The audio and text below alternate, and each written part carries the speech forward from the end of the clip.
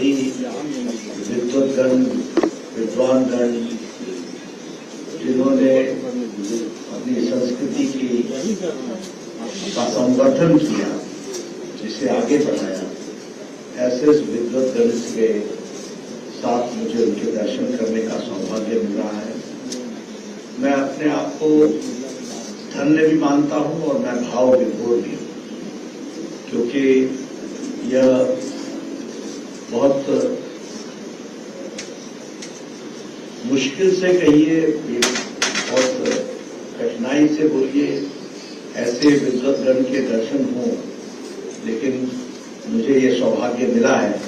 मैं नीलकंठ जी का, आयोजकों का धन्यवादी हूं और विद्वत परिषद का धन्यवादी हूं, जिन्होंने आप सबके दर्शन मुझे सौभाग्य दिया। अभी रामनारायण द्विवेदी जी ने विषय रखते हुए उन्होंने ये कहा कि लोकमत के और उसके संवर्धन और उसके दृष्टि से मैं भारतीय जनता पार्टी के राष्ट्रीय अध्यक्ष के रूप में अपने विषय को आप सबके सामने प्रस्तुत करता हूं। निश्चित रूप से आप सब लोग जो विद्वान हैं, सब लोग समाज में आप लोग एक अग्रज के रूप में आप सबका योगदान रहता है। तो लोकमत की दृष्टि से भी आपका मत लोकमत को बहुत ज्यादा प्रभावित करता है और बहुत दूरगामी प्रभाव है। इसलिए मैं ये मानता हूं कि जैसे कहते हैं कि बीज मंत्र से ही सारी चीजों का दूरगामी प्रभाव पड़ता है, वैसे ही आपके द्वारा समाज में दो शब्द कहे हुए वह बहुत दूर तक प्रभाव देता है। तो ऐसे विद्वद्गण के सामने मुझे बोलने का सौभाग्य मिला है। मैं पुनः नीलकंठ जी को बधाई भी देता हूं, धन्यवाद भी देता हूं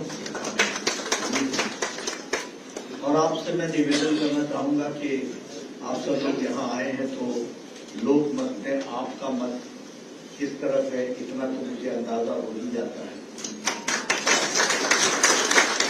लेकिन वह मत सिर्फ आप तक न रहे, वह मत का प्रभाव दूर दूर तक जाए और आप समाज को का नेतृत्व करते हैं तो आपके माध्यम से वो पहुंचेगा। तो मेरी पार्टी का, लेकिन उससे पहले देश का बहुत बड़ा और देश और समाज का बहुत बड़ा। मैं इसलिए ये सब कह रहा हूं क्योंकि बचपन से ही कुछ घटनाएं ऐसी घटी कि एक छात्र होने के नाते मुझे बहुत छोटी उम्र में ही छात्र राजनीति में दिलचस्पी हुई और बाद में फिर मैं राजनीतिक क्षेत्र में काम किया। तो मैं कोई 40 साल से राजनीतिक परिप्रेक्ष्य में चीजों को देखता रहा। मैं ये महसूस करता हूं कि ये ठीक है कि प्रधानमंत्री मोदी जी हमारे प्रधानमंत्री हैं और मेरे लिए गौरव का विषय है कि वह हमारी भारतीय जनता पार्टी के, और भी गौरव का विषय ये है कि मैं उनके साथ मुझे एक राष्ट्रीय अध्यक्ष के रूप में काम करने का सौभाग्य मिला है और आज वो दुनिया की शख्सियत है। और सबसे खुशी की बात यह है कि उस शख्सियत की भी शुरुआत और गंगोत्री है तो वो काशी है। लेकिन मैं ये बताना चाहता हूं कि 10 साल पहले की राजनीतिक स्थिति क्या थी। 10 साल पहले ये ठीक है कि भारत भ्रष्टाचारी देशों में शुमार हो रहा था, ये चर्चा, ये भी है कि भारत अग्रगणी राज्यों में नहीं आ रहा है, ये भी ठीक है, ऐसी भी चर्चा थी। लेकिन सबसे बड़ी जो समस्या थी वो थी कि साधारण मानवी, साधारण नागरिक, साधारण व्यक्ति वह राजनीति के प्रति उदासीन हो गया, उसका विश्वास टूट चुका। कुछ नहीं बदलेगा, ये ऐसे ही चलेगा, ये सब ऐसे ही हैं, कोई बदलने वाला नहीं है। सबसे बड़ी राजनीति में जब लोक मत उदासीन हो जाए तो वह प्रजातंत्र के लिए खतरा हो जाता है। लेकिन 10 साल में प्रधानमंत्री मोदी जी ने राजनीति के माध्यम से साधारण मानवी में, साधारण मनुष्य में, साधारण नागरिक में एक विश्वास पैदा किया कि जिस विश्वास के माध्यम से हम विकसित भारत के संकल्प को लेकर के आ सकते हैं।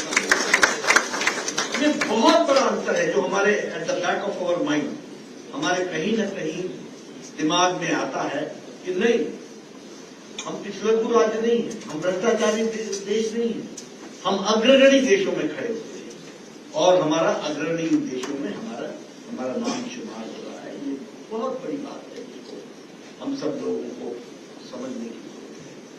और उसी तरीके से अगर हम देखें तो राजनीति का अर्थ क्या था? राजनीति का अर्थ था लंबे समय तक फूट डालो राज का, डिवाइड एंड रूल। और राजनीति का अर्थ क्या था? सबके नाम पर वोट मांगो और सरकार बन जाए तो किसी जाति के बन जाओ। उत्तर प्रदेश इसका प्रमाण है। आपने 2 पार्टियों की सरकार देखी, सबका मत लिया, पार्टी जातियों में आ गई और जातिवाद, धर्म, इलाकावाद इस तरीके से विभाजित करके वोट लिया। प्रधानमंत्री मोदी जी ने इस संस्कृति को भी धक्का दिया